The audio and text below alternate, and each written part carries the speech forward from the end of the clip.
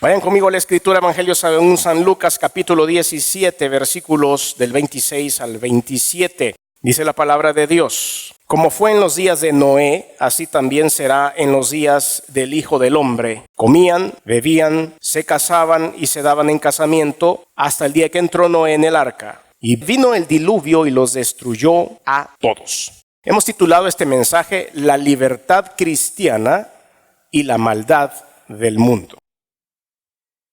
En los últimos días tuve que estar por motivos de trabajo fuera del país y desde el día 1, desde el momento que salí de mi casa, el Señor empezó a hablar acerca de este mensaje que hoy quiero compartir con ustedes.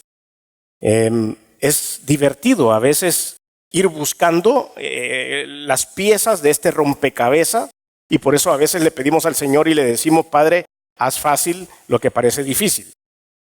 Y desde el primer momento el Señor puso mis ojos en la historia de Noé.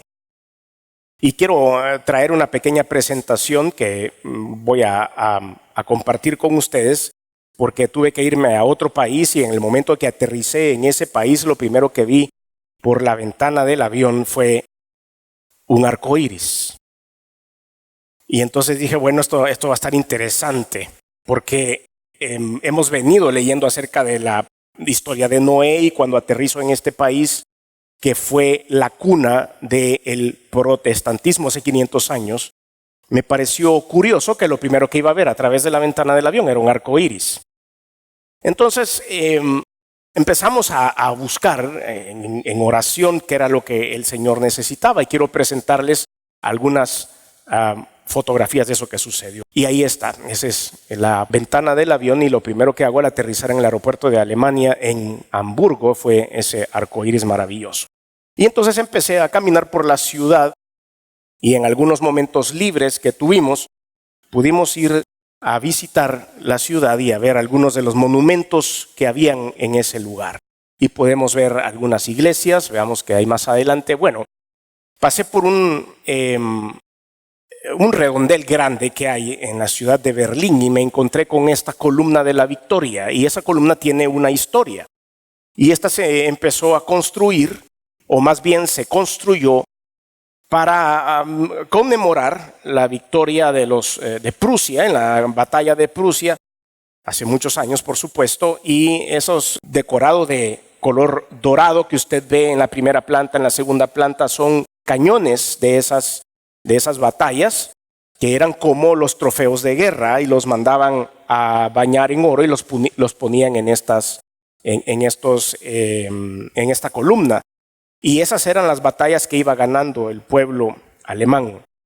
Después lo pasaron al lugar en donde está ahorita y el último de su decorado ya no son cañones, sino que solo son unas coronas, porque los franceses, después de la derrota de Hitler, ya no permitieron que se pusieran más cañones, sino unas coronas. Pero, ¿por qué tomarle una fotografía y poner esto ahí?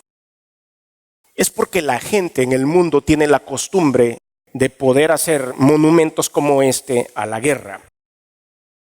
Hacen esto como una manera, y ustedes ven ese ángel que parece que es un ángel que está en la punta de este lugar, de este monumento, es la Victoria, así le llaman, la diosa de la victoria. Entonces, ¿cómo a veces nosotros nos enfocamos en conmemorar algo? ¿Cuántas vidas se habrán muerto? ¿Cuántas personas habrán muerto en estas batallas? ¿Cuántas personas murieron en estas guerras? Y ahora es un monumento visitado por todo el mundo. Usted paga 2 euros y puede subir a la parte de abajo de la diosa de la victoria y tener una vista maravillosa de la ciudad. Pero es un monumento a la guerra. Así estamos. Sigamos viendo. Este es el muro de Berlín. El jueves pasado se conmemoró la unificación de las dos Alemanias y quedan todavía unos kilómetros de muro que por supuesto ahora es únicamente un monumento, pero los muros empezaron a dividir a los pueblos por ideologías únicamente. Seguían siendo ciudades, seguían siendo naciones, seguían siendo familias que estaban siendo separadas por posiciones ideológicas y se levantaban este tipo de cosas para separar a los seres humanos. Hay iglesias por todos lados, igual que en cualquier ciudad europea. Visité una iglesia que fue construida en 1020, así como lo oye, en el año 1020, es decir, el otro año, esa iglesia va a cumplir 1000 años de existir. Y así estuve visitando muchas de estas iglesias en donde fue pues la cuna del protestantismo. Muchas de estas iglesias que ustedes ven que se construyeron en los años, bueno, como esta iglesia en el 1020, en el 1100 algo, en el 1200 algo, que después pasaron a ser iglesias luteranas. Muchas de ellas tienen servicios luteranos, aunque en su interior tiene muchas similitudes a una iglesia católica. Pero ahora pues hay algunos cambios en los servicios y son iglesias protestantes, son iglesias luteranas. Pero me encontré algo muy curioso en una de ellas, que es la que quiero compartir con ustedes en la siguiente lámina, y es esta iglesia, la iglesia vacía. Entré a una de estas iglesias hermosas por afuera, pero mi sorpresa es que cuando entro al templo no había nada, no habían ni bancas. Hasta los santos salieron corriendo de ahí. Si usted pudiera hacer un zoom de esa foto, usted pudiera ver que no está ni siquiera el Cristo al fondo. No hay nada. Entonces nos ponemos a ver y decía yo, ¿a dónde está la gente? ¿A dónde se congregan? En las otras iglesias luteranas entramos y no habían servicios en ese momento. Estaba todo vacío. Son monumentos que quedaron por siglos y siglos, pero ¿a dónde está la unción del Espíritu? Hay unos órganos maravillosos, órganos grandes de tubo, gigantescos, que en algún momento quizá entonaron algunas alabanzas a Dios. Pero cuando veo esto, cuando entro a esta iglesia vacía, digo, esta es nuestra realidad ahora. Países como este, lindos, que nos recibieron con mucha calidez, pero ¿a dónde se fue el fuego del Espíritu? Fue para mí una bendición porque el domingo pasado, en lugar de venir acá a compartir con ustedes la palabra de Dios, estaba yo en este lugar en oración y le dije, Señor, hoy es domingo y necesito ir a la iglesia, pero no quiero ir a una de estas vacías. Entonces empecé a buscar en internet, así como usted y yo quizás lo hubiéramos podido hacer, y encontré una iglesia cristiana evangélica que tenía el servicio en alemán por la mañana, servicio en inglés a mediodía y servicio en español a las 4 de la tarde. Yo dije, esta es. Empecé a leer un poco de su doctrina, etcétera, etcétera, hacer mi investigación y salí con mis compañeros de trabajo, fuimos a almorzar y justo salimos de almorzar como a las 3:30 y yo dije, tengo que ir a la iglesia. Había guardado la dirección en el GPS y les dije, ¿saben qué, compañeros? Yo no sé qué ustedes tienen que hacer, pero yo los invito y vamos a la iglesia. Y entonces me quedaron viendo raro, como que ni estás loco, estamos en un país como este y tú vas a ir a la iglesia un domingo. Sí, no me importa, vamos a la iglesia, necesito ir a la iglesia. Y entonces lo buscamos y llegamos al lugar, me bajé, entré a la iglesia y encontré una iglesia moderna. No era una iglesia de estas antiguas como las que les he presentado, sino que era un edificio moderno, así como este. Y estaba un ministro de alabanza, y estaba un hermano tocando una batería, y estaba un hermano tocando una guitarra, y estaba un hermano tocando un piano, y empezaron a cantar alabanzas en español. Me sentí súper bien. Yo dije, qué bueno, hemos encontrado un lugar como este. Y más o menos uno de metiche por ahí empecé a contar cuánta gente había. Y eran 60 inmigrantes latinoamericanos que estaban reunidos en ese lugar adorando a Dios. Yo dije, qué bueno, estamos siendo luminares en el mundo. Pero esa no termina ahí mi sorpresa. Yo sabía que había ido ahí por algo. Y entonces me senté en la última silla. Y allá estaba sentadito yo observando cómo estaba llevando a cabo el servicio. Y el pastor predicó un mensaje de 30 minutos, pero lo hizo en 15 y 15. Entonces, a los 15 minutos él termina, da un break y dice, vayan a servirse café, tienen 5 minutos para salir y volver a entrar. Me pareció extraño, pero bueno, entonces yo dije, hay café y pan dulce aquí en un break así a medio servicio. Yo apenas tengo tiempo para predicar el mensaje completo y voy a hacer un break aquí de 5 minutos, pero bueno. Y cuando me levanto, veo que se levanta un hermano de en medio de la iglesia, se me queda viendo y me dice, no lo puedo creer, qué pequeño es el mundo. Y me le quedo viendo yo y le digo, de plano que sí. Se sienta a la par mía, me abraza. No se los quiero presentar, pongamos la última foto. Rodrigo Melgar. Rodrigo fue líder de Oanza acá en la iglesia cristiana Josué. Creció acá en la iglesia y está estudiando en Hamburgo él solo. Y me puede conmover el corazón porque yo tenía que ir a esa iglesia. Y justo me fui a encontrar a un hermano de esta iglesia queriendo ser luz en ese lugar. Ese muchacho pudo haber estado en cualquier otro lugar en el Oktoberfest de Alemania, pero no.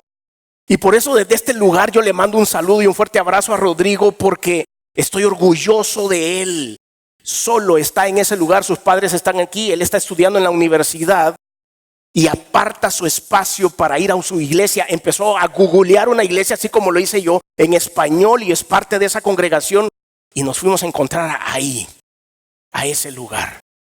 Y yo sabía que tenía que ir ahí. Yo hubiera tenido que salir de esa ciudad un día antes y él tenía que cambiarse de ciudad porque va a ir a otra universidad ese mismo día. No deberíamos haber ninguno de los dos estado ahí. Pero qué bueno es sentir que la palabra de Dios, los principios bíblicos que usted y yo estamos inculcando a nuestros hijos están dando resultado. Y si los padres de Rodrigo están viendo este mensaje o están en algún lugar conectados ahora, les digo, los felicito. Porque allá me fui a encontrar a su hijo haciendo lo correcto. En medio de iglesias vacías, en medio de gente fría, en cuanto al Espíritu Santo, encontramos a este muchacho buscando la palabra de Dios. La sociedad en estos lugares es tan fría, es tan abierta, es tan open, que tuve la oportunidad de subirme a un bus de esos que van por la ciudad viendo los puntos importantes, y aparte de los monumentos que ya les mostré y de las iglesias que habían en esos lugares, uno de los puntos importantes a recalcar dentro de la ciudad era la zona roja, una de las más grandes de Europa. Y yo decía, ¿y cómo es posible que no estén avergonzados de esto más bien? Sino que lo ponen con risa y con algún tipo de gozo, y decir, si usted, bueno, ahorita es durante el día, pero si hubiéramos pasado por la noche, usted hubiera podido ver los escaparates a donde están mostrándose todas las mujeres que hay disponibles en todo ese barrio, y era como un atractivo turístico. Y es lo que me hace recordar las iglesias vacías.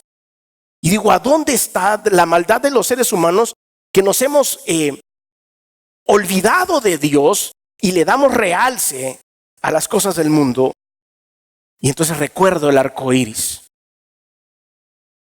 Y ahí el Señor habla a mi corazón y dice, si no los he consumido solo porque les prometí no hacerlo a través del arco iris. Pero como en los días de Noé, las cosas se ponen feas en el mundo. Gracias, hermano. Entonces el mensaje va orientado a esto, a dos puntos importantes que quiero compartir. La primera es un concepto cristiano. Es un concepto, no me atrevería a decir teológico, pero es un concepto que anda por ahí pululando en el sentir cristiano, y es el llamado libertad cristiana. Y para muchos la libertad cristiana es aquellos factores a los cuales yo tengo derecho a hacer porque la Biblia no los prohíbe. Y entonces hay como una libertad cristiana dentro de esto. Por ejemplo, les pongo algunos ejemplos. ¿A dónde dice en la Biblia que no hay que fumar cigarrillos de tabaco? Pues no dice en ningún lado. ¿A dónde dice en la Biblia que yo no debo fumar un puro de marihuana? Pues no dice en ningún lado. ¿A dónde dice la Biblia que yo no debo inyectarme heroína? Pues no lo dice, tal cual, así no lo dice. Entonces la gente dice, bueno, como la Biblia no dice que yo no debo ir a un casino a jugar, pues yo voy al casino, porque si no lo prohíbe, pues lo avala. Y entonces a este tipo de pensamiento se le ha denominado la libertad cristiana.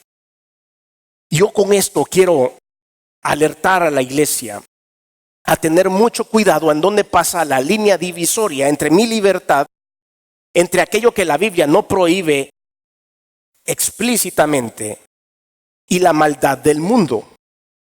¿A dónde se mezclan estas dos cosas? Y es a donde debemos tener mucho cuidado. Dios nos ha hecho libres, pero Dios también nos dice, tengan cuidado, tengan precaución, porque no todo lo que ustedes pueden hacer es bueno. Y ahí es a donde pasa esa pequeña línea delgada. Y dentro de este concepto de la libertad cristiana hay tres posiciones. Bueno, depende del texto que usted lea o el expositor que haga de esto, pero hay más o menos tres posiciones, y es la iglesia ultraconservadora, la iglesia que está en medio de la posición, y la iglesia que es lo que acabamos de ver, la iglesia abierta de mente y que puede aceptar que todo estaría bien si no está escrito en la Biblia. Yo creo que esto debe de ser como un avión. En el avión nosotros debemos llevar algo que se llama peso y balance. El avión tiene que volar balanceado. Si va muy pesado de cola y lleva la nariz arriba, consume mucho combustible. Y si va muy pesado de nariz y lleva la nariz adelante, pues no vuela bien. El avión tiene que ir balanceado. Yo creo que la vida cristiana en nosotros debe estar bien balanceada para que hagamos las cosas correctamente. Hay personas o hay movimientos religiosos que, por ejemplo, prohíben el maquillaje para las hermanas, prohíben los pantalones para las hermanas, prohíben cortarse el cabello. Hay otras posiciones religiosas, como ya las que hemos visto, que está ok el poder venir a la iglesia y tener espacio. He visitado, cada vez que voy a un lugar a pasar un domingo, pues busco a dónde poder ir a escuchar la palabra de Dios, y he visto iglesias que tienen ceniceros a la entrada, afuera del templo, y ahí están los hermanos antes del servicio, fumándose un cigarro, lo apagan y entran. Entonces, ¿qué es lo que debemos hacer? ¿Qué es lo correcto? Vamos a la palabra de Dios, ¿les parece? Porque la palabra de Dios es balanceada. Primera de Corintios capítulo 8, versículos del 9 al 13, dice la Biblia: pero mirad que esta libertad vuestra no venga a ser tropezadero para los débiles, porque si alguno te ve a ti, que tienes conocimiento, sentado a la mesa en un lugar de ídolos, la conciencia de aquel que es débil no será estimulada a comer de lo que está sacrificado a los ídolos. ¿Qué sentirían ustedes si entraran a un bar y me vieran tomando una cerveza?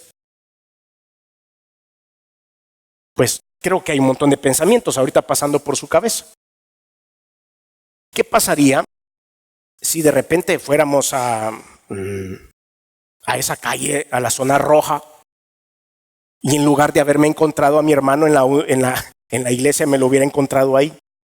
¿Qué hubiéramos pensado el uno del otro? Les puedo contar algo que siento aquí en el corazón.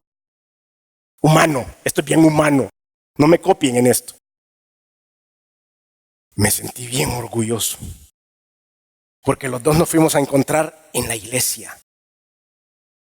Y yo dije, ¡qué bien! Porque nos hubiéramos podido encontrar en un restaurante, en un parque, en cualquier otro lugar, menos en la zona roja, ahí no. Pero nos pudimos haber encontrado en cualquier otro lugar con este muchacho. Nos encontramos en una iglesia. Me hice sentir bien. Pero nuestra libertad a veces puede mutilar la fe de otra persona. Y en eso no pensamos, porque nos volvemos egoístas, queriendo abrir nuestra mente para la libertad cristiana. Pero la Biblia no lo dice, entonces lo puedo hacer. No siempre es así. Estamos poniendo en riesgo a nuestra familia. Estamos poniendo en riesgo a nuestros hijos, porque estamos haciendo cosas que, como la Biblia no dice sí ni no, confundimos la fe de ellos. Confundimos la fe de nuestros padres, confundimos la fe de nuestros primos, porque dicen, bueno, y este que no es cristiano, pues los cristianos que no deben hacer esto, yo creo que así es, pero la Biblia no lo dice, y como textualmente no lo dice, yo lo puedo hacer. De esta manera, pues, versículo 12, pecando contra los hermanos e hiriendo su débil conciencia, contra Cristo pecáis. Por lo cual, si la comida le es a mi hermano ocasión de caer, no comeré carne jamás, para no poner tropiezo a mi hermano. Es lo que dice el apóstol Pablo. Entonces hay que hacer cosas que parezcan, que sean buenas, pero parezcan malas. Mejor no las hagamos, porque estamos echando a perder nuestro testimonio y estamos tal vez pisoteando, afectando, impactando la fe de otra persona. Ahora vaya conmigo a la primera epístola de Pedro, capítulo 2, versículo 13 al 17. Por causa del Señor, someteos a toda institución humana, ya sea al rey como al superior, y a los gobernadores como por él enviados, por castigo de los malhechores y alabanza de los que hacen el bien, Porque esta es la voluntad de Dios, que haciendo bien hagáis callar la ignorancia de los hombres insensatos. Versículo 16. Como libres, pero no como los que tienen la libertad como pretexto para hacer lo malo, sino como siervos de Dios. Honrad a todos, amad a los hermanos, temed a Dios, honrad al Rey. No es que yo tenga licencia para matar. El hecho de decir, como no está en la Biblia, lo voy a hacer. Tengo que analizar, tengo que sentir. Hay un acrónimo famoso en los Estados Unidos, What would Jesus do? Y se ponen hasta unas pulseras y calcomanías y cosas para la Biblia. ¿Qué haría Jesús? Y yo creo que esa es la mejor pregunta que yo debo de hacerme. Cuando usted no esté seguro si lo que está haciendo está avalado por la Escritura o no está avalado por la Escritura, pregúntese. Si el Señor Jesucristo entrara en este momento, ¿me avergonzaría o no me avergonzaría? ¿Me sintiera mal o no me sintiera mal? ¿Cerrara lo que estoy viendo? ¿Ocultara lo que estoy tomando? ¿Cerrara la boca de lo que estoy diciendo? ¿Qué haría yo si Jesús irrumpiera en ese lugar en ese momento? Si la respuesta es incómoda, es que usted está haciendo algo que no está bien. ¿Qué haría Jesús? Gálatas capítulo 5, versículos de 13 al 15. Porque vosotros, hermanos, a libertad fuisteis llamados. Solamente que no uséis la libertad como ocasión para la carne, sino servíos por amor los unos a los otros. Porque toda la ley en esta sola palabra se cumple: amarás a tu prójimo como a ti mismo. Pero si os mordéis y os coméis unos a otros, mirad que también no os consumáis unos a otros. Entonces, ¿a dónde está la pequeña línea? Fíjese que encontré un concepto que me encantó, se lo quiero compartir. John Wesley fue un gran predicador hace muchos años, pero fue instruido por su madre en la palabra de Dios. Y un día, cuando John estaba pequeño, le fue a preguntar a su madre, Susana, ¿qué es el pecado? Así como uno de sus hijos puede llegar de repente a preguntarle, bueno, pero ¿me puedes decir qué es el pecado? ¿Qué es lo bueno y lo malo? ¿A dónde está la línea delgada? ¿Por qué en la Biblia no hay una gran lista con todo lo bueno y lo malo que debemos hacer, sino que Dios lo dejó como para que nosotros tomáramos la decisión de la libertad cristiana? Y la respuesta de esta señora fue la siguiente, se lo leo a la letra. Pecado es cualquier cosa que debilite tu razonamiento, altere la sensibilidad de tu conciencia, oscurezca tu apreciación de Dios o que te quite la pasión por las cosas espirituales. En pocas palabras, cualquier cosa que aumente el poder o la autoridad de la carne sobre tu espíritu, eso para ti se convierte en pecado. Entonces no hay algo escrito acerca de una lista completa que usted le diga, la Biblia, refiérase al anexo 3, a donde está toda la lista de las cosas malas que usted no debe de hacer y toda la lista de las cosas buenas que usted sí puede hacer. Y todas las que están en medio. No hay áreas grises para Dios. Lo que yo debo de hacer, hermanos, es aprender a ir a su presencia, a la presencia de Dios para saber si las cosas que estamos haciendo están correctas o no están correctas. Otro lugar conocido en el mundo por tener la zona roja, una de las más grandes, es la ciudad de Ámsterdam en Holanda. Pues ahora el alcalde de Ámsterdam ha anunciado que va a clausurar la zona roja. ¿Se imagina usted cómo se va a tirar encima a todo el mundo y cómo van los dueños de estos negocios a hacer sus desórdenes porque él está cerrando esto, pero se han dado cuenta de que hay un tráfico impresionante de trata de personas en este negocio y que la mayoría de mujeres vienen de Europa del Este, en donde ahorita están mal económicamente. Y entonces han tomado la decisión de cerrar esa parte. Entonces, cuando vemos todo esto, nos damos cuenta de que hay un poco de sensibilidad ahí. Pero ¿por qué no lo han hecho antes? ¿Por qué hasta hoy? Ahora, quiero llevarlos a esto porque aparte del arco iris, y si usted me ha ido siguiendo más o menos cómo hemos ido, el Señor habló a mí acerca de Noé, el arco iris me lo mostró al aterrizar en este lugar, después hemos ido de visita, todo esto, y han pasado muchas cosas sobrenaturales, extrañas y maravillosas, pero cuando me dice, yo necesito que le digas a la gente que ya llego, que ya voy a llegar. Si yo hubiera podido pararme en el púlpito de esa iglesia donde fui, hubiera anunciado la próxima venida de Cristo. Eso es lo que hubiera llevado en la punta de mi lengua. Y cuando hablé con Rodrigo también le digo que Cristo ya viene, brother, no te puedo decir otra cosa. Seguíte preparando, seguí dándole la gloria a Dios, seguí yendo a la universidad, pero Pero Cristo ya viene. Hay que buscarlo, hay que tener una relación personal con el Señor. Él ya viene otra vez. Y tengo que decírselo otra vez a la iglesia. Porque ya habíamos predicado sobre esto, pero necesito redundar en lo mismo una vez más. Por eso le pido que vaya a Lucas 17 ahora conmigo. Lucas 17, 24. Lo que está sucediendo, lo que está pasando, esa frialdad que hay en estos lugares. Era impresionante ver fotos de Martín Lutero por todas partes en este país. Y la historia que pudimos encontrar y todo lo que no tengo tiempo para contarles todos los detalles, pero siguiendo los pasos de Lutero, siguiendo los pasos del protestantismo, siguiendo los pasos del cristianismo evangélico en esta parte de Europa, y después ver las iglesias vacías, ver cómo el espíritu en ese país hay un 38, un 40% de la población son cristianos evangélicos o protestantes, y nosotros tenemos la misma cantidad. Me llamó la atención el porcentaje, porque en nuestro país tenemos el mismo porcentaje de cristianos evangélicos y nos matamos todos los días. Y somos un país violento. Allá no tienen la violencia de nosotros, pero la depravación sexual está en todas partes. Pero ahora están entrando en el mes de la idolatría al licor, a la cerveza. Nosotros acá nos estamos matando, pero ellos allá están viendo para otro lugar, no están viendo para el mismo lugar que debemos de ver, que es el centro de Jesucristo. Lucas 17, 24 dice: porque como el relámpago que al fulgurar resplandece desde el extremo del cielo hasta el otro, así también será el Hijo del Hombre en su día. Pero primero es necesario que padezca mucho y sea desechado por esta generación. Lo que está pasando es necesario que suceda. Está escrito: allá aquellos que querrán irse en la corriente de este mundo, o allá aquellos que querrán ir a buscar una iglesia. Aquellos que podrán decir: esto es normal, esto es común, esto es tranquilo, no está escrito en la Biblia, no está prohibido, pero lo voy a hacer, quizás me voy a arriesgar, porque como no está escrito que no, hay un vacío de ley. Entonces lo voy a hacer, porque yo no creo que Dios peque, porque cuando Dios me diga por qué lo hiciste, le voy a decir: pero aquí tú no lo pusiste. Pero te lo dije en el Espíritu. Pero te enseñé, te quise estorbar. Versículo 28. Asimismo como sucedió en los días de Lot. No, disculpen ustedes, vamos para el 26. En el tiempo de Noé, Dios me hizo ver algo.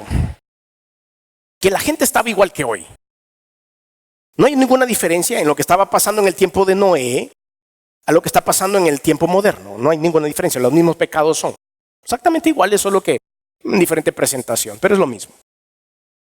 Y entonces me dijo el Señor: mira, pon tus ojos ahí, porque te enseñé ese arco en el cielo, porque no voy a volver a destruir a la gente. Ese era el remedio antes. Veamos lo que dice versículo 26. Como fue en los días de Noé, así también será en los días del Hijo del Hombre. Comían, bebían, se casaban y se daban en casamiento hasta el día en que entró Noé en el arca y vino el diluvio y los destruyó a todos. Así era antes.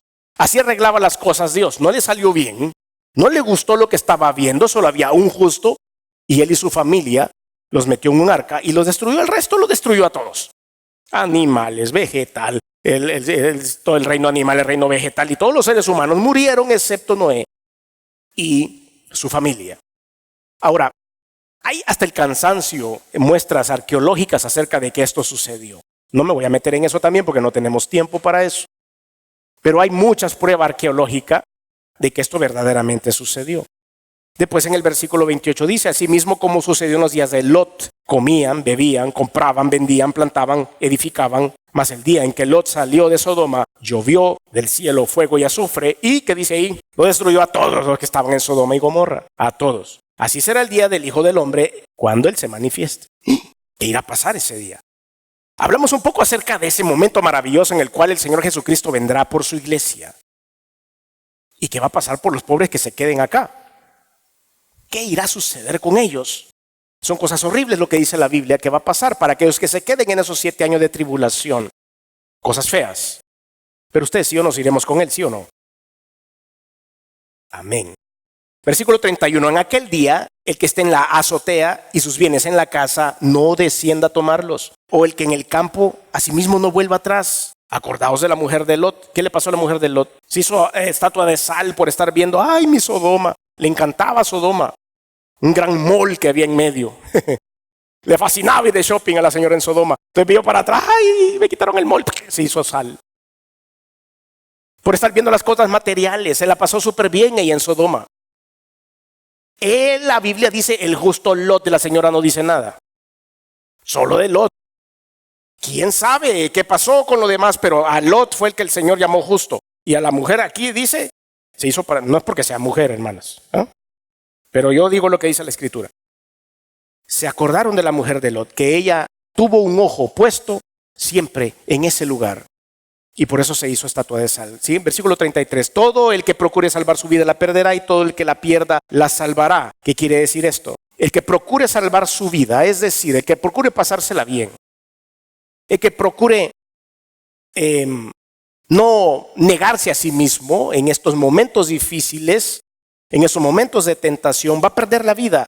Pero el que pierda la vida entregándosela a Jesucristo, el que ya diga, ya no es mi vida, sino que es la vida de Dios. Ya no me gobierno yo, sino que me gobierna el Espíritu de Dios. Ya no tomo yo mis propias decisiones, sino que las toma Dios por mí.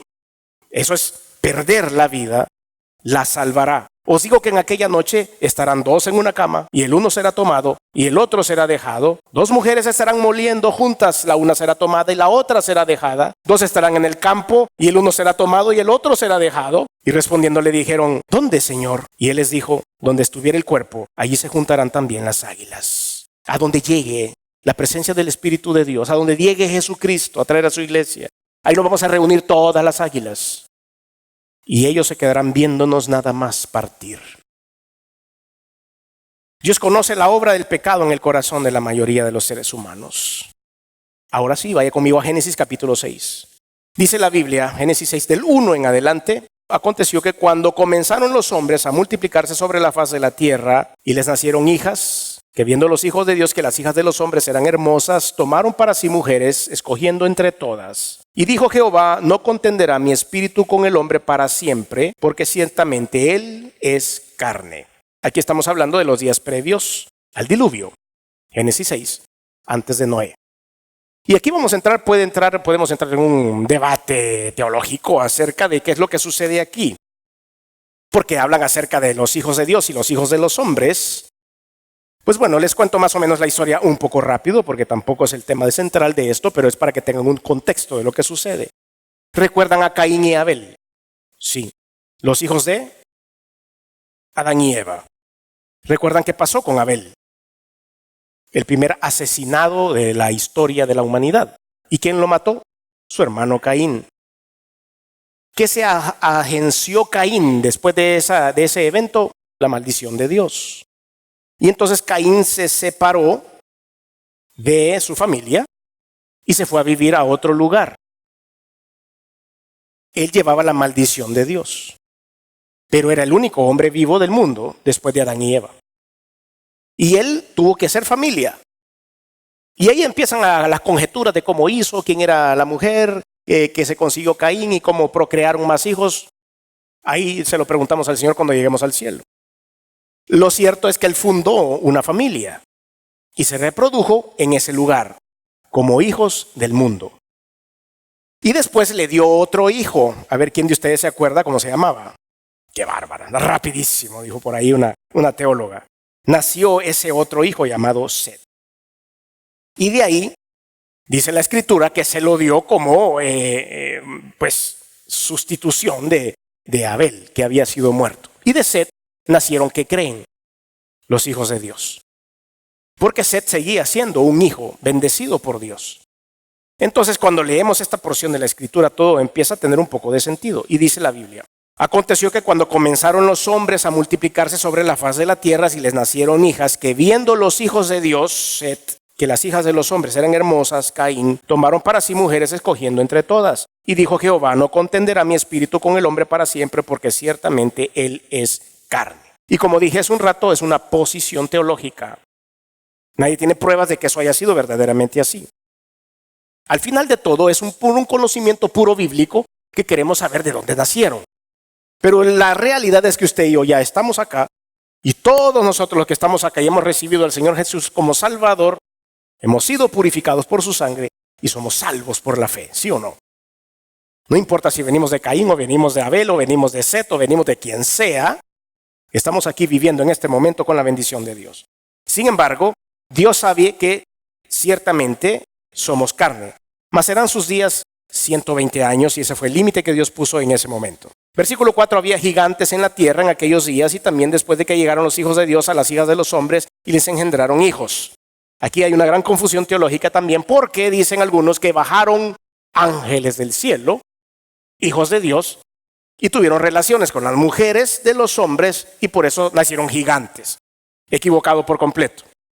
La palabra de Dios dice en el libro, en el Evangelio según San Mateo, si no me equivoco, sí, Mateo, que los ángeles, dijo el Señor Jesucristo, no se pueden procrear, porque los ángeles no tienen género, son espíritu. No pueden, ellos no pudo haber habido una interacción sexual con un ser humano. Entonces ahí vienen los otros que están de moda ahora diciendo que eran alienígenas. Y que vinieron unos marcianos a saber de dónde, unos alienígenas a saber de qué lugar recóndito del espacio sideral, y entonces se mezclaron. No fue así. En aquel tiempo la humanidad era diferente y habían hombres que se llamaban gigantes que vivían en 3 lugares, en 3 zonas ya bien marcadas, en Transjordania, en Hebrón y en Filistea. Ahí nacían grandes. Bueno, hoy que anduve por ese país, hermanos, y a todos los volteaba a ver yo así para arriba. Son grandotes, todo el mundo es grande ahí. Uno llegaba a una tienda a pedir una gaseosa y viendo para arriba, buenos días, no puede haber una gaseosa.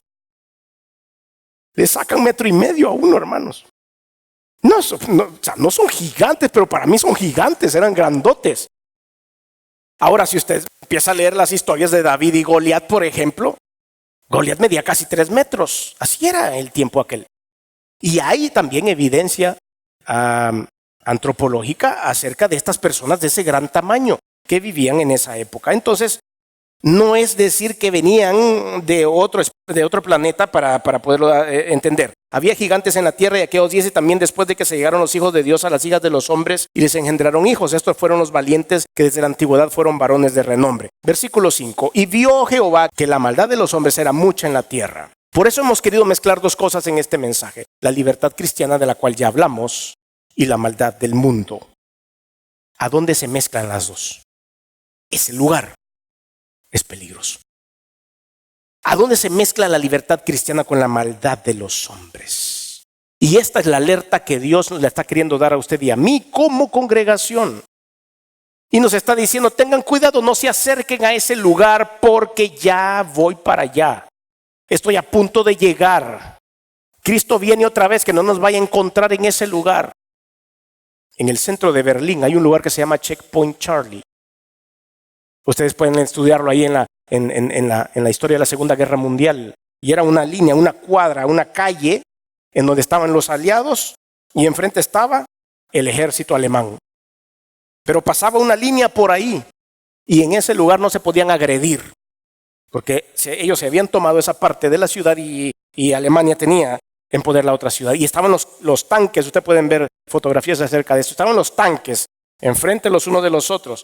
Nadie podía pispilear, parpadear, porque ahí se empezaba la guerra y empezaban todos a dispararse. Y ahí estaban parados todos y hasta tenían un telefonito. ¿Qué me estás viendo? ¿Qué me ves? No, yo no te veo nada, ten cuidado. Mira para otro lado porque me estás viendo muy serio. Y ahí estaban los dos y ustedes pueden ver.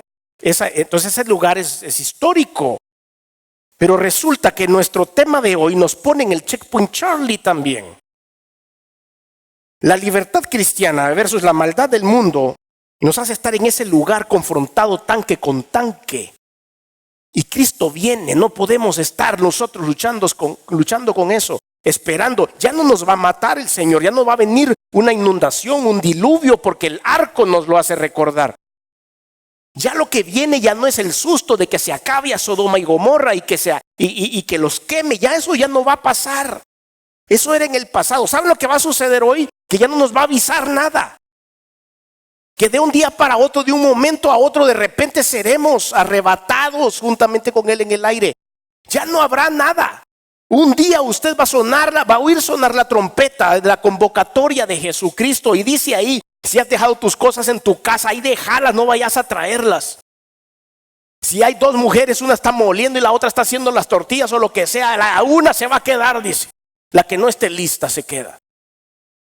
Ya no va a haber muerte absoluta. Ya no va a haber una depredación completa de los seres humanos, sino que nos vamos a ir con la presencia de Dios. Y vio Jehová que la maldad de los hombres era mucha en la tierra, y que todo designio de los pensamientos del corazón de ellos era de continuo solamente al mal. Y se arrepintió Jehová de haber hecho al hombre en la tierra, y le dolió en su corazón, y dijo Jehová: raeré de sobre la faz de la tierra a los hombres que he creado, desde el hombre hasta la bestia, y hasta el reptil y las aves del cielo, pues me arrepiento de haberlos hecho. Y todo eso sucede. Pero después el Señor cambia la estrategia. Cuando después vio que se había acabado a todo, estaban aquellos 8 flotando en el arca. Génesis 9 del 12 al 17 dice la Biblia: y dijo Dios: esta es la señal del pacto que yo establezco entre mí y vosotros y todo ser viviente que está con vosotros por siglos perpetuos. Mi arco he puesto en las nubes, el cual será por señal de pacto entre mí y la tierra. Y sucederá que cuando haga venir nubes sobre la tierra, se dejará ver. Entonces mi arco en las nubes, y me acordaré del pacto mío que hay entre mí y vosotros y todo ser viviente de toda carne, y no habrá más diluvio de aguas para destruir toda carne. Estará el arco en las nubes y lo veré, y me acordaré del pacto perpetuo entre Dios y todo ser viviente con toda carne que hay sobre la tierra. Dijo pues Dios a Noé: esta es la señal del pacto que he establecido entre mí y toda la carne que está sobre la tierra. Inmediatamente después de este evento, cuando ya se habían empezado a reproducir los seres humanos, ¿qué creen? El mundo lo volvió a hacer. Otra vez. Pero le estoy hablando de que ahí, inmediatamente después, estamos viendo ahorita, estamos en el capítulo 9 de Génesis, va a ser el capítulo 11. ¿Y qué es lo que va a encontrar en el 11? 9, 10, 11. Pueden haber pasado 1000 años ahí en medio de esos dos capítulos, pero inmediatamente después, ¿qué es lo que hacen los seres humanos? Empiezan a construir la Torre de Babel. Somos autosuficientes, dijeron los seres humanos. Miren, hay de todo. Cuando uno se pone a estudiar un poquito de esto, dicen algunos teólogos que han hecho miles de cálculos, esto y lo otro, que en el tiempo de la Torre de Babel habían 1000 millones de seres humanos en la tierra. Hoy hay 650 mil millones de seres humanos en la tierra, pero en aquella época, dicen ellos, en unos cálculos que hicieron, que habían 1000 millones. Digámosles que sí, eran poquitos. Pero la mayoría de ellos empezaron a construir la Torre de Babel, porque querían ser como Dios. Querían llegar y tocar el cielo como Dios.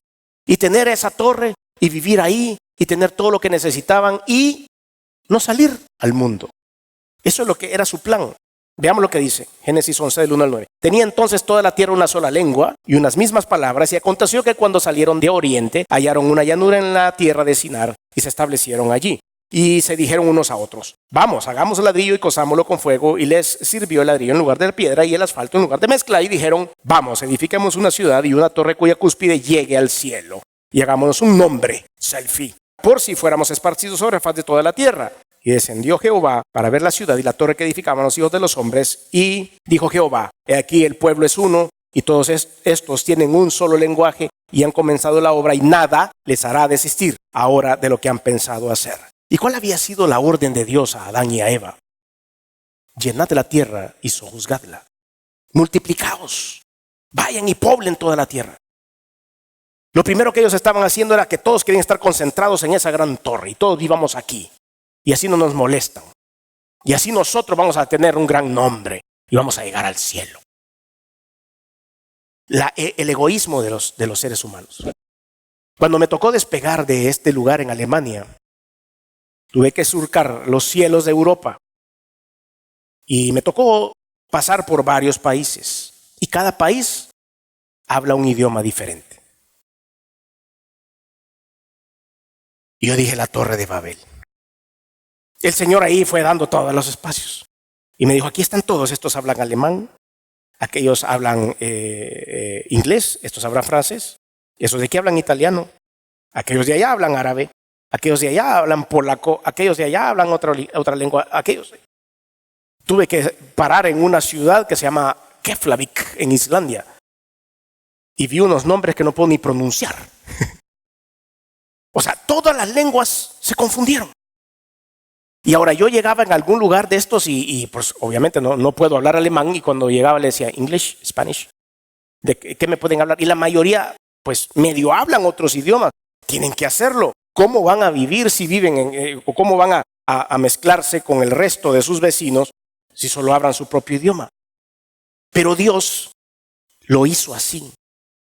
Porque ya no nos pudo acabar, porque ya había prometido no acabar con todos en la tierra. Pero dijo, bueno, ya estás otra vez inmediatamente después queriendo construir un lugar de adoración para que te adores tú solo. Te tengo que confundir otra vez.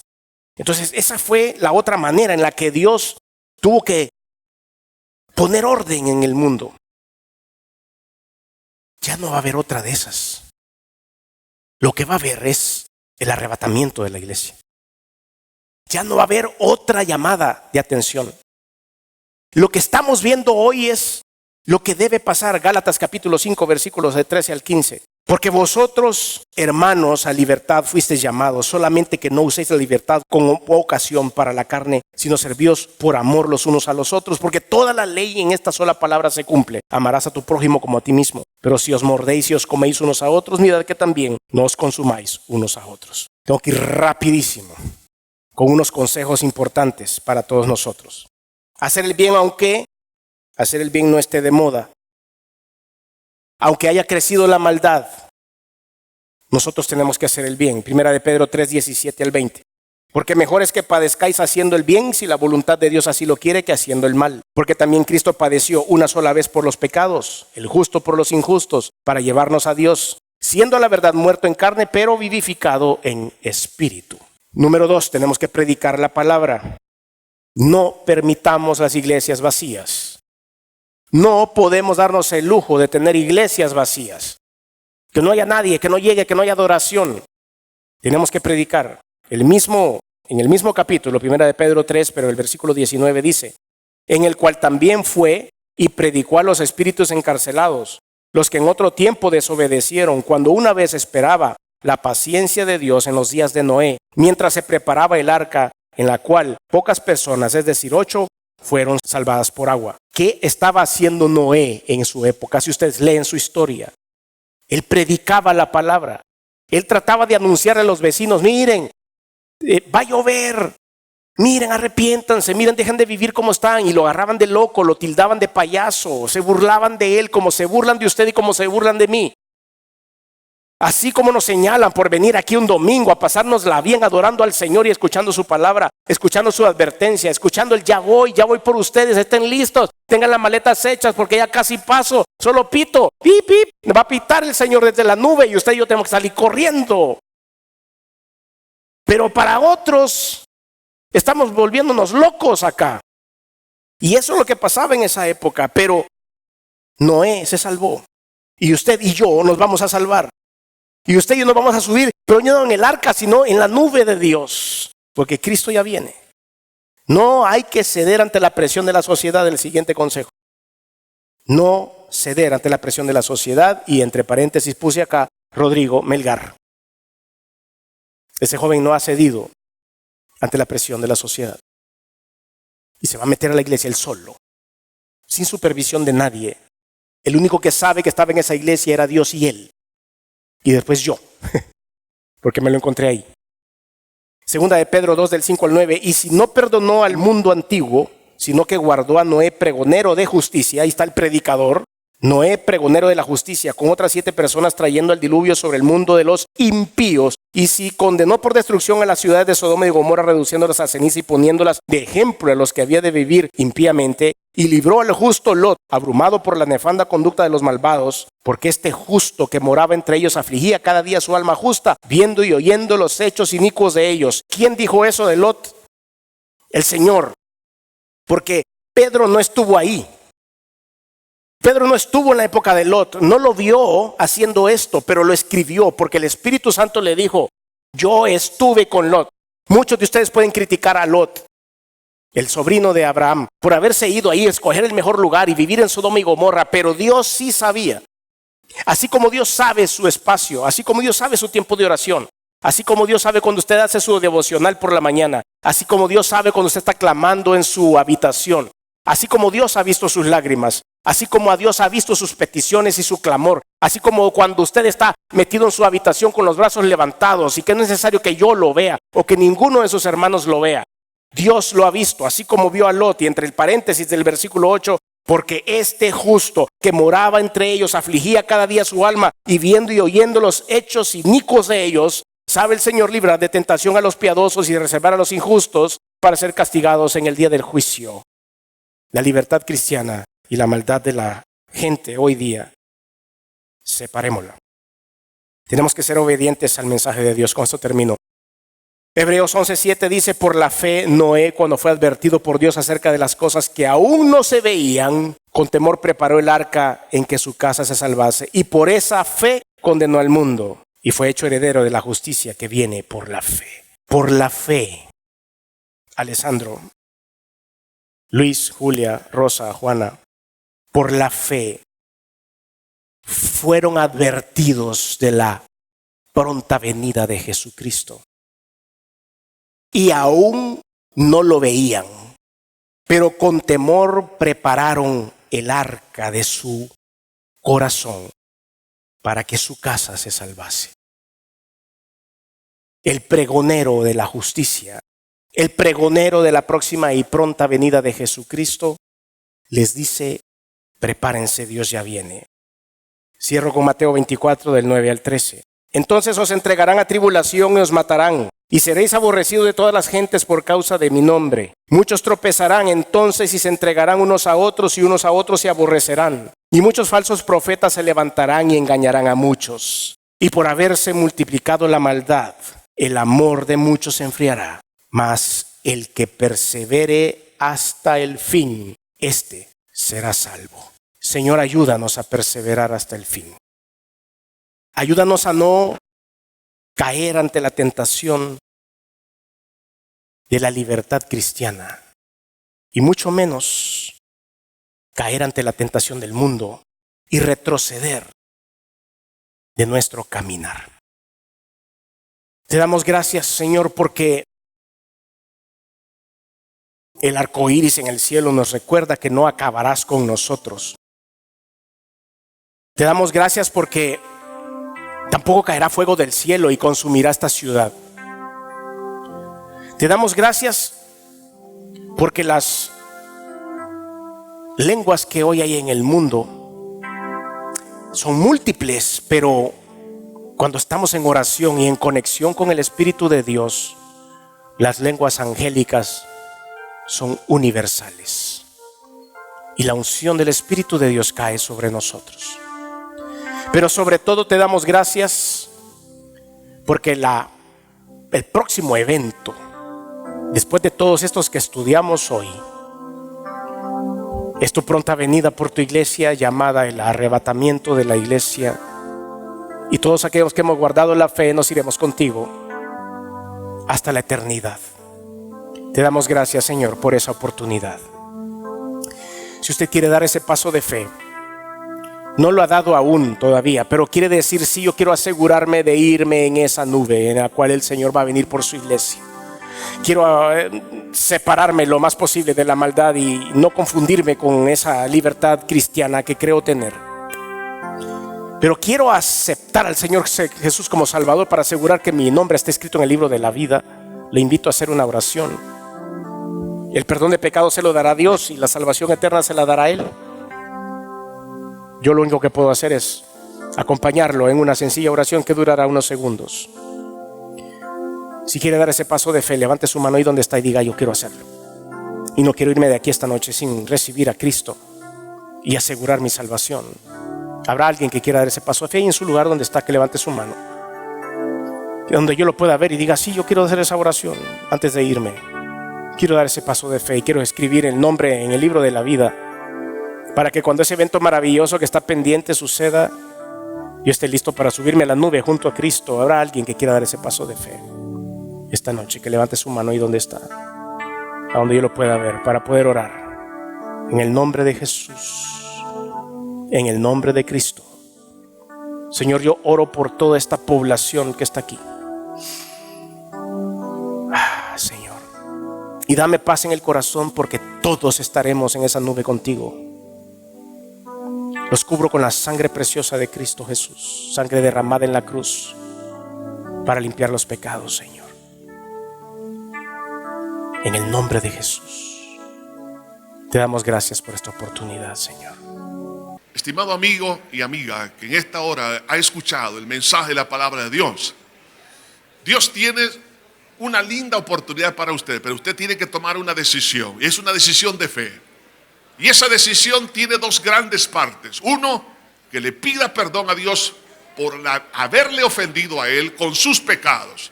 Y en segundo lugar, creer que Él derramó su sangre para perdonarle todos sus pecados. Si usted quiere en esta hora abrir su corazón a Dios y decirle: Señor, sálvame, le voy a dirigir en una oración que contiene estos dos elementos que le he mencionado. Por favor, ahí donde está, haga esta oración conmigo. Diga: Padre eterno que estás en los cielos, me arrepiento de todo corazón por haber pecado contra ti.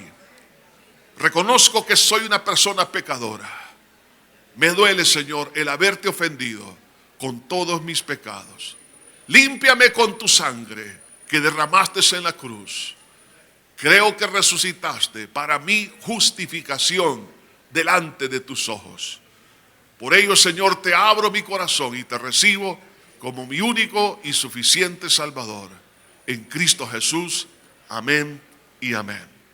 Le felicito a todas aquellas personas que en esta hora han tomado a bien darle su vida a Jesús. Ahora, ¿qué tiene que hacer? Lea la Biblia. La Biblia es como un poema de amor de Dios para usted. Es su alimento, es su pan diario. Además de eso, ore. Orar es platicar con Dios en nombre del Señor Jesucristo. Congréguese en la iglesia para que usted sea edificado y fortalecido. Y también recuerde que si vuelve a caer en algún pecado, pídale perdón a Dios y no se quede postrado a la mitad del camino. Sacúdase el polvo a través del arrepentimiento pidiéndole perdón a Dios y levántese y siga caminando porque Jesús le espera al final del camino. Que Dios le bendiga.